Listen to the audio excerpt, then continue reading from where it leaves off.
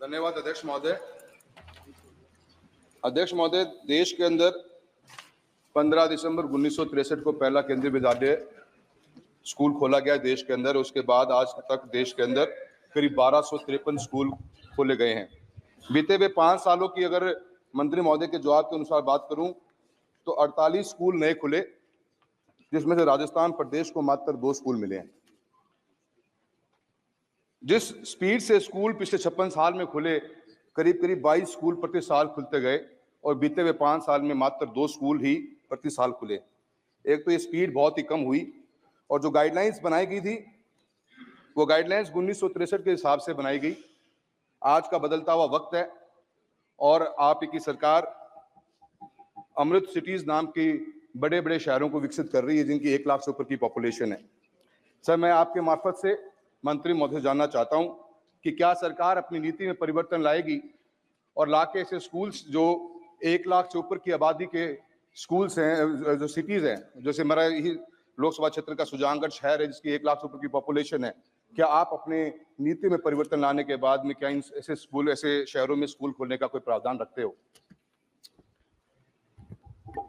माननीय अध्यक्ष महोदय, माननीय सदस्य ने सवाल पूछा है और मैं समझ सकता हूं लाजमी है कि केंद्रीय विद्यालय संगठन की जो साख है उसे देखते हुए सभी सांसद चाहते हैं कि उनके क्षेत्रों में इसका विस्तार हो।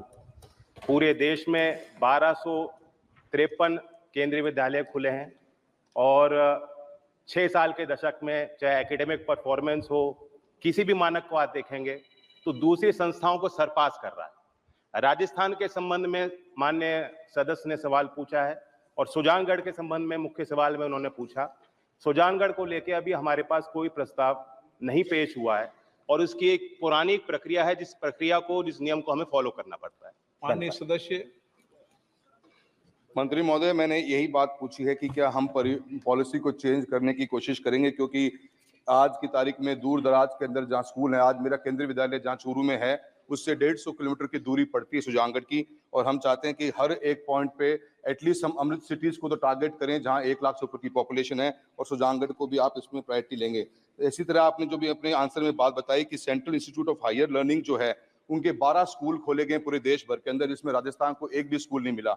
ये जरूर एक अच्छा कॉन्सेप्ट है, पर इस कॉन्सेप्ट के साथ में राजस्थान को इससे वंचित किया गया है। आप इसकी शुरुआत सुजानगढ़ से करना चाहेंगे? मेरा आपसे क्वेश्चन रहेगा।